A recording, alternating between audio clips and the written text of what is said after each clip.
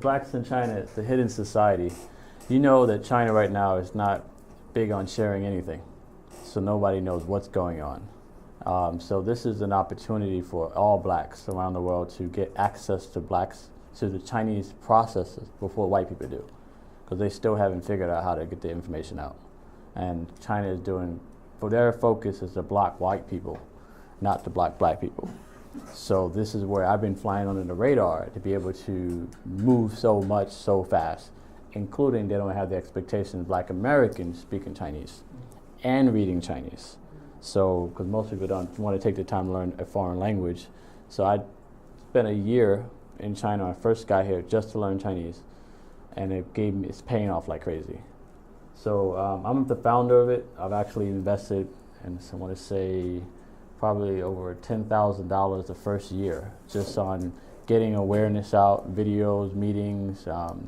Every meeting was a loss, but it was really worth it because it was something the market had never seen before. Just how, if you notice, in all countries there's a French community, a German community, Korean community, Chinese community, and I didn't want to say there's a Black American community or a Nigerian community because it separates us before we get to understand ourselves. So this is the very first international black community. So when you look at the whole concept of people, if you take away the colors, it's just very international. So our goal here is just to take all of the socially divided groups and put them together. Students, professionals, we don't have a military. We don't have a staple where people come and get money. It's really either your teachers, a big, large company has invited you in, or you're probably an African student. And every one of them are having the same problems of survival in China. So one thing we lacked was a platform to talk to each other so you don't have to make the same mistakes that I made. And ever since that happened, we've actually had so many new groups created and starting to work together on a focus on media, which is I created a video which told the story that we're coming together before we actually started to come together. People believed the hype and they started to come together. So that is the mission of anything you do, anytime, you have to partner up with you and you to be able to make sure the story is clear and we know how the story ends.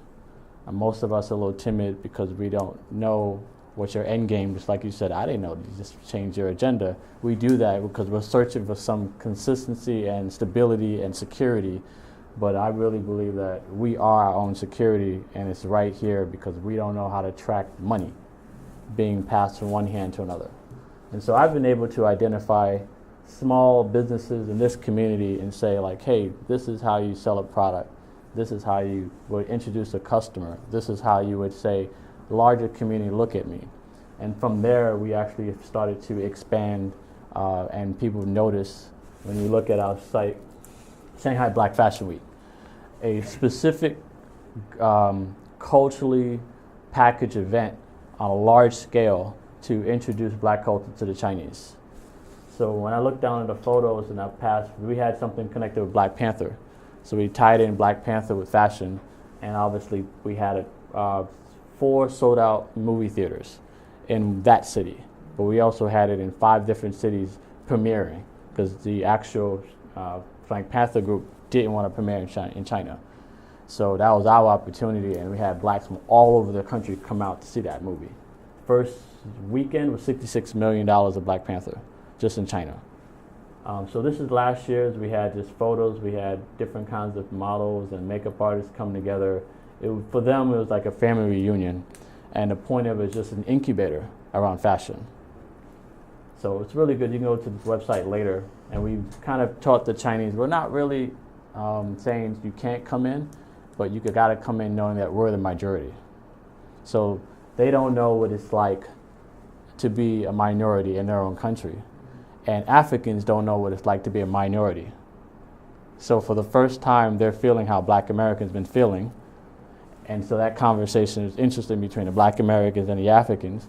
And for the first time, Chinese people who are not even allowed, sometimes they got to get approved to leave the country, get to feel what it's like to be a minority in their own country. And it's a great feeling. It's very new. So now the process we're going into teaching you how to react and respond in our community through love and business and interaction.